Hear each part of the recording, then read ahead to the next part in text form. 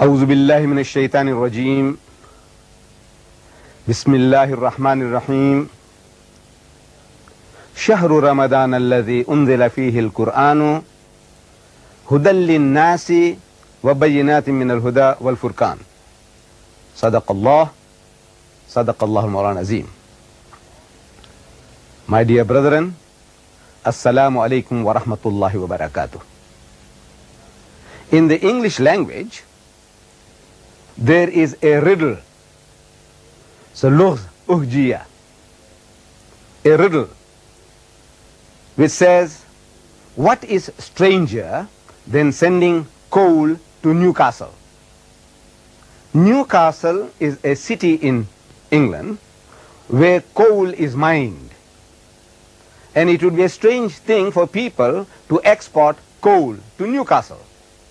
But the question is, the riddle is, what is stranger than that? And a modern answer to that riddle is sending oil to Arabia, meaning to the Arab countries. It's stranger than sending coal to Newcastle.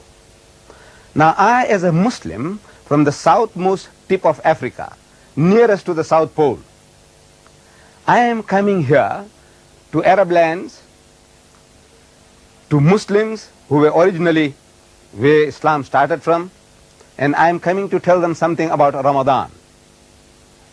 And in telling them so, I have quoted a verse from the Holy Quran, from Surah Al-Baqarah, that is chapter 2, verse 185.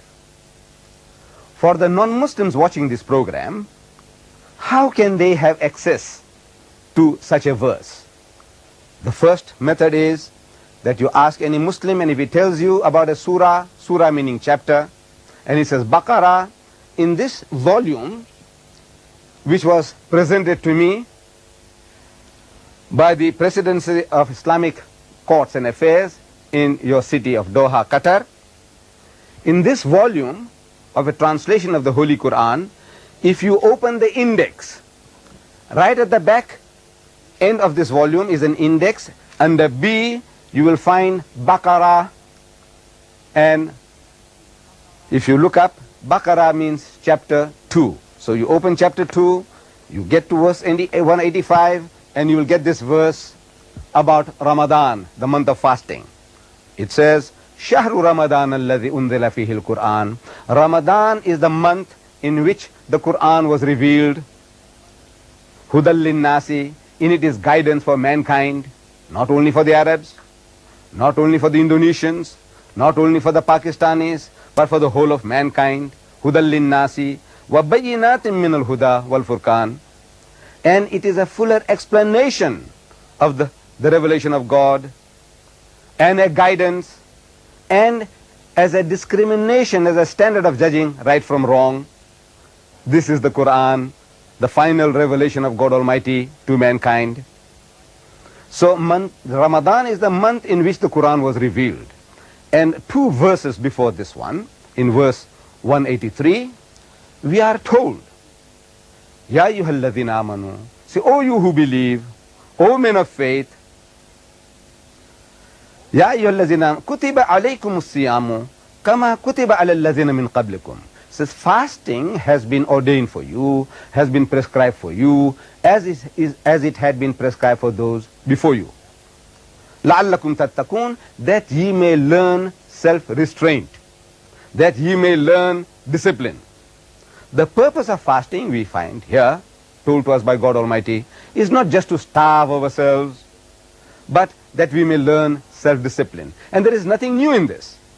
It is not entirely something novel, that God Almighty had ordained this system of fasting for the previous religious systems.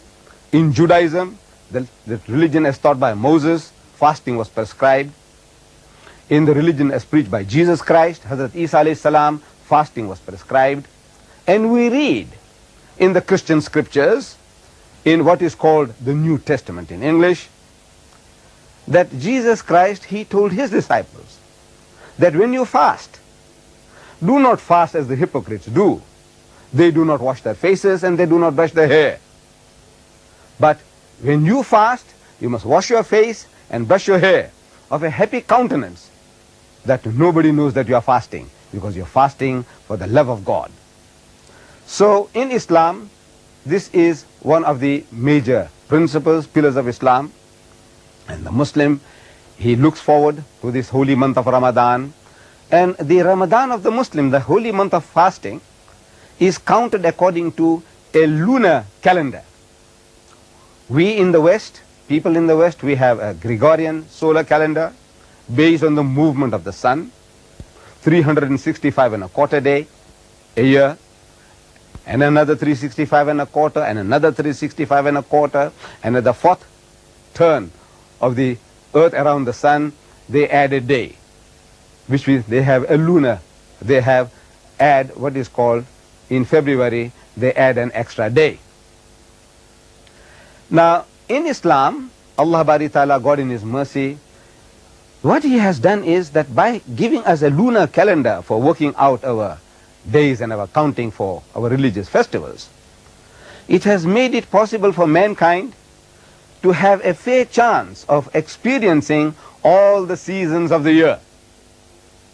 For example, that if it was a solar calendar, then in the West, for example in England, which is a Western country, north of the southern of the equator, in that if Ramadan was around Christmas time, in December, like they say the birth of Jesus Christ was in December, they have a white Christmas, means always it is midwinter.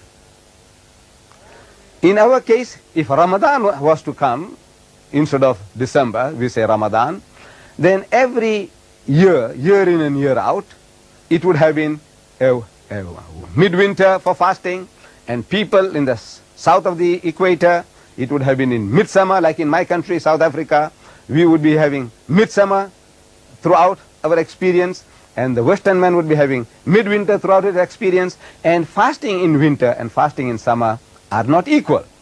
There is a vast difference between these two. Fasting in summer is no doubt more strenuous, it is more tiring, more trying than fasting in winter. Then in winter, in the West, they have very, very long days and very, very short nights.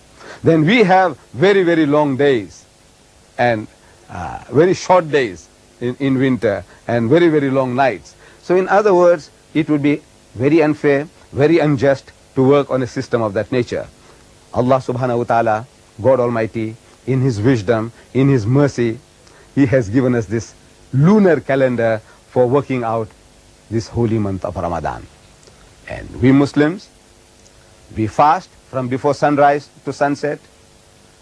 Before dawn, we can have a little breakfast, and the whole day, from morning, from sunrise up to sunset, not even a sip of water, no smoking, no sniffing, and other normal relationship which might exist between, let's say, the husband and the wife.